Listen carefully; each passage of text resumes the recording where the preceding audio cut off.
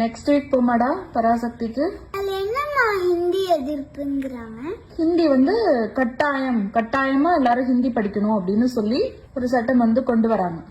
இதுக்கு தமிழ்நாட்டுல எதிர்ப்பு தெரிவிக்கிறாங்க. ஏன்னா தமிழ்நாட்டுல ஹிந்தி யாருக்கும் அவ்வளவா தெரியாது. அப்ப தமிழ்நாட்டுல என்ன பண்றாங்க, நீங்க ஹிந்திய கட்டாயமாக்குறீங்க, ஹிந்திய இங்க கவர்மெண்ட் ஆபீஸ்ல கொண்டு வரீங்க, ஸ்கூல்ல எல்லாம் அதை கட்டாயமாக்குறீங்க அப்படின்னா அப்ப ஸ்டூடெண்ட்ஸ் பாதிக்கப்படுவாங்க. வேலைக்கெல்லாம் எப்படி போக முடியும், ஹிந்தி தெரியாதுல்ல, நீங்க ஹிந்திய திணிக்க கூடாது அப்படின்னு சொல்லி போராட்டம் பண்றாங்க. அதை வச்சுதான் இந்த கதை எடுத்திருக்காங்க. இப்ப இங்கிலீஷ்ல பேசுறேன், ஓகே.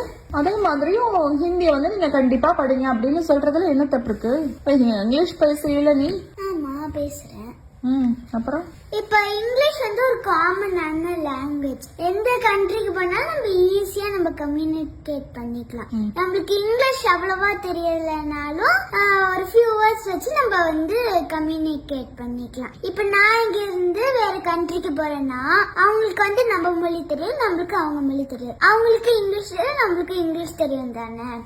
அப்ப நம்ம என்ன பண்ணலாம், நம்ம ஈஸியா இங்கிலீஷ்லயே நம்ம கம்யூனிகேட் பண்ணிக்கலாம். இப்ப டெக்னாலஜி எல்லாமே என்ன ஹிந்தியில இருக்கா இல்ல மத்த மொழியில இல்ல இருக்கா? இங்கிலீஷ்ல தான் இருக்கு. இங்கிலீஷ்ல தானே இருக்கு. அதனால இங்கிலீஷ் ஒரு காமனான லாங்குவேஜ். இந்தியா ஒரு யூனிக்கான கண்ட்ரி. எப்படி சொல்ற?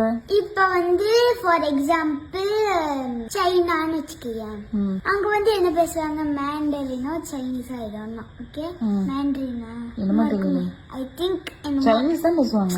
சைனீஸ் என்ன வேற என்னமோ சொல்லுவாங்க, மேண்டரின் சொல்லுவாங்க. சைனீஸ்னு வச்சுக்குவோம், அதான பேசுவாங்க. அவங்க அதே மொழிதான் ஃபுல் சைனாவும் பேசுவாங்க. இப்ப ஜெர்மனினா ஜெர்மன் மட்டும் தானே பேசுவாங்க. ஆனா இந்தியால இப்ப வேற லாங்குவேஜ் பேசுறாங்களே. கன்னடா இருக்கு, தெலுங்கு இருக்கு, மலையாளம் இருக்கு, தமிழ் இருக்கு.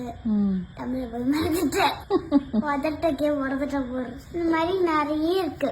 ஓகே, நம்மள்கிட்ட தான் நிறைய லாங்குவேஜஸ் பேசுவோம். நிறைய லாங்குவேஜ் பேசுற கண்ட்ரி இந்தியா தான். எனக்கு அந்த படம் பார்த்தா ஓரளவு புரியும். ஓகே, நான் படம் பாக்குறது என்ன தெரியுமா, படம் பார்க்க வரதுக்கு தியேட்டர் போறதுக்கு படம் பாக்குறதுக்கு இன்டர்வெல்ல ஐஸ்கிரீம் சாப்பிடுறது.